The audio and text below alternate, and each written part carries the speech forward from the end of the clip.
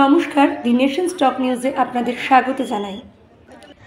ভারতের জন্য উদ্বেগের কারণ রয়েছে। বাংলাদেশ একটি সন্ত্রাসী সংগঠনের প্রধানকে মুক্তি দিয়েছে। নোবেল শান্তি পুরস্কার বিজয়ী মোহাম্মদ ইউনূসের নেতৃত্বাধীন বাংলাদেশের তত্ত্বাবধায়ক সরকার আল কায়দা সম্পর্কিত সন্ত্রাসী সংগঠন আনসারুল্লাহ বাংলা টিমের নেতা জাসিম উদ্দিন রহমানিকে মুক্তি দিয়েছে।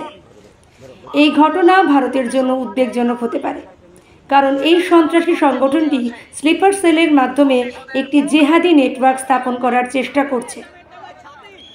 ঢাকা ট্রিবিউনের মতে, ব্লগার রাজীব হায়দার হত্যার দায়ে দোষী সাব্যস্ত হওয়ার পর জেলে থাকা রহমানি সোমবার প্যারোলে মুক্তি পেয়েছেন।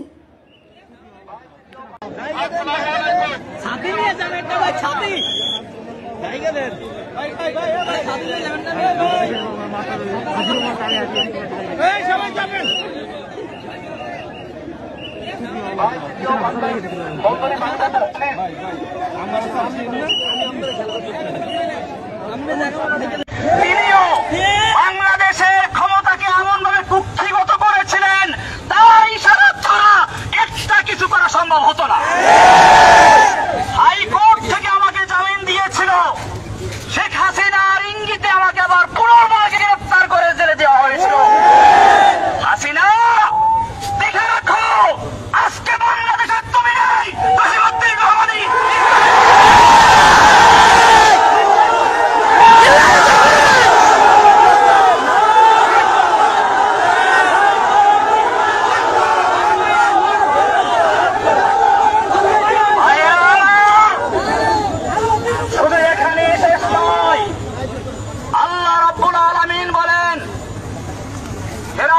তার জাতিকে বিভিন্ন দলে বিভক্ত করেছিল।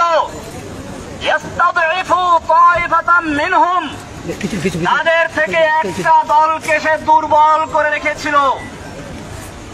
ফিরআউন তার দল, তার দেশের মানুষকে বিভিন্ন দলে বিভক্ত করেছিল।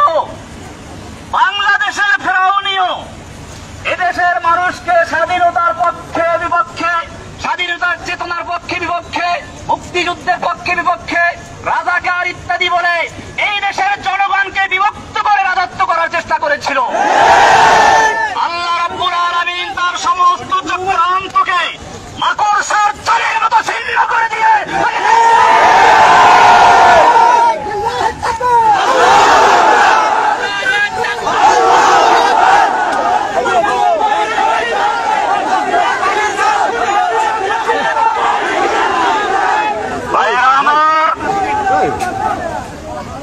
ইনশাআল্লাহ আপনাদের সঙ্গে কথা হবে, অনেক কথা হবে।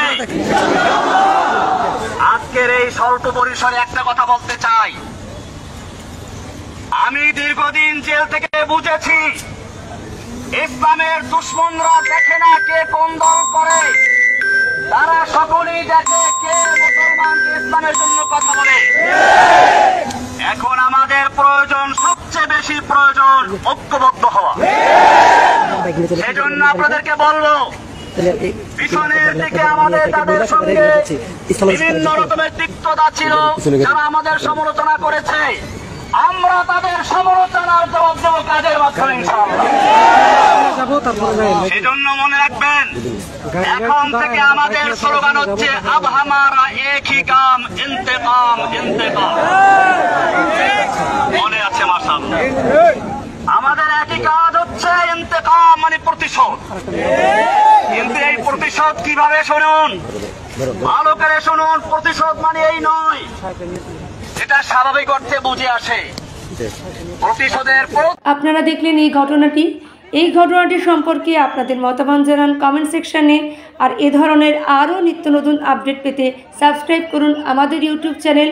আর খবরটি ভালো লাগলে এটিকে লাইক, কমেন্ট ও শেয়ার করতে ভুলবেন না। ভালো থাকবেন, সুস্থ থাকবেন। ধন্যবাদ।